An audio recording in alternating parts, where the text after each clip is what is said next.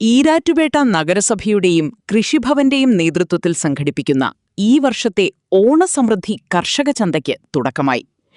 Erattupetta service സഹകരണ ബാങ്കിനു മുന്നിൽ നടക്കുന്ന ഓണച്ചന്തയുടെ ഉദ്ഘാടനം Poonjar MLA advocate Sebastian MJ നിർവഹിച്ചു. ആഗസ്റ്റ് 25 വരെയാണ് ഓണച്ചന്ത പ്രവർത്തിക്കുക. കർഷകരിൽ നിന്ന് നേരിട്ട് ശേഖരിക്കുന്ന വിവിധ കാർഷിക ഉൽപ്പന്നങ്ങൾ ഉപഭോക്താക്കൾക്ക് ലഭ്യമാക്കുന്നതിനാണ് ഓണച്ചന്ത സംഘടിപ്പിച്ചിരിക്കുന്നത്. ചടങ്ങിൽ നഗരസഭാ ചെയർപേഴ്സൺ അഡ്വക്കേറ്റ് VP നാസർ അധ്യക്ഷത വഹിച്ചു. നഗരസഭ വൈസ് ചെയർപേഴ്സൺ, സ്റ്റാൻഡിംഗ് കമ്മിറ്റി ചെയർപേഴ്സൺമാർ, കൗൺസിലർമാർ, കാർഷിക വികസന സമിതി അംഗങ്ങൾ തുടങ്ങിയവർ പങ്കെടുത്തു. ഹൃദയത്തിൻ്റെ ഭാഷയിൽ നിങ്ങൾക്ക് ഓണാശംസകൾ നേരുന്നു.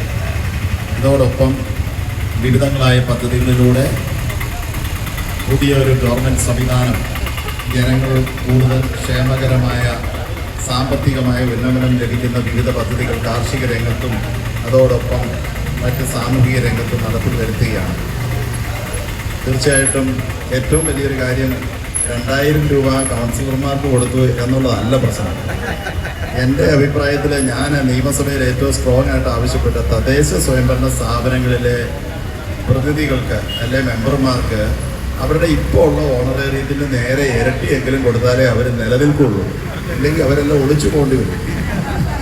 അല്ല, എനിക്കറിയാം, ഞാൻ 24 വയസ്സിൽ പഞ്ചായത്ത് പ്രസിഡൻ്റായ ആളാണ്. അതിൻ്റെ ബുദ്ധിമുട്ടറിയാം. അന്ന് 1200 കിട്ടുമ്പം എനിക്ക് 2400 രൂപ ചിലവാണ്. ഞാൻ ഇത് കക്ഷി രാഷ്ട്രീയത്തിന് അതീതമായി പറഞ്ഞ കാര്യമാണ്. ഇതേ വരുന്ന ഒരാൾ അപ്പം അതിൻ്റെ ബുദ്ധിമുട്ടൊക്കെ നല്ലപോലെ അനുഭവിച്ചിട്ടുള്ള ആളാണ്. ഞാൻ പറഞ്ഞത്, നൗഷാദൊക്കെ നേരത്തെ ഇവിടെ ഇരുന്നപ്പം, അതായത് ഒരു പൊതുപ്രവർത്തനത്തിൽ വരുമ്പോൾ അവർക്ക് ആളുകളുടെ അടുത്ത് ഒരുപാട് ആരോപണങ്ങളൊക്കെ പറയാം. പക്ഷേ ഇതിൻ്റെ കഷ്ടപ്പാട്, ബുദ്ധിമുട്ട് നിങ്ങൾക്കറിയാം. ഇപ്പം ഇവിടെ വെള്ളം കയറി 100 കണക്കിന് കടകളും വീടുകളും പോയപ്പം രാപ്പകലില്ലാതെ കഷ്ടപ്പെട്ട ഇവിടുത്തെ മുഴുവൻ മെമ്പർമാരുമാണ്. ഞാൻ കഷ്ടപ്പെട്ടില്ലെന്നല്ല പറഞ്ഞു കേട്ടോ. ഞാൻ അന്നത്തെ ദിവസം ഫുള്ളായിട്ട് നിന്നു, മുനിസിപ്പാലിറ്റി യോഗം നടത്തുക, കാര്യങ്ങളൊക്കെ ചെയ്തിരുന്നു. അതിനേക്കാൾ ഉപരി അവരുടെ ദൈനംദിന ജീവിതവുമായി ബന്ധപ്പെട്ട എല്ലാ കാര്യങ്ങളിലും ഇടപെട്ട് പ്രവർത്തിക്കുമ്പോൾ അവരുടെ വീടും കുടുംബവും ഇട്ടാണ് വരുന്നത്. അതുകൊണ്ട് ഞാൻ പറഞ്ഞതാണ്, അതിന് അവരെ കൂടെ ശക്തിപ്പെടുത്തി നിർത്തിയാൽ മാത്രമേ നമ്മുടെ ജനാധിപത്യ സംവിധാനത്തിൽ ഈ സ്ഥാപനങ്ങൾ ഭംഗിയായിട്ട് കൊണ്ടുപോകാൻ പറ്റൂ എന്ന് മാത്രം സൂചിപ്പിക്കുന്നു. മറ്റു കാര്യങ്ങളിലേക്കൊന്നും ഞാൻ കടക്കുന്നില്ല. എല്ലാവർക്കും ഹൃദ്യമായ ഈരാറ്റുപേട്ട നഗരസഭയുടെ ഓണാശംസകൾ നേരുകയാണ്. നമുക്കറിയാം, മലയാളിയെ സംബന്ധിച്ചിടത്തോളം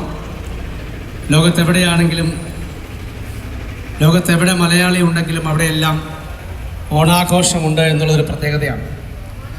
ഓണാഘോഷത്തിൻ്റെ അല്ലെങ്കിൽ ആ ഒരു കാലഘട്ടം എന്ന് പറയുന്നത് നമ്മളെല്ലാവരും സമൃദ്ധിയുടെയും ഐശ്വര്യത്തിൻ്റെയും സാഹോദര്യത്തിൻ്റെയും നാളുകളായിട്ടാണ് കാണുന്നത്. ആ നിലയിലുള്ള ഒരു പോസിറ്റീവ് എനർജി എല്ലാ മേഖലകളിലും ഉണ്ടാവട്ടെ എന്ന് ആത്മാർത്ഥമായി പ്രാർത്ഥിക്കുന്നു.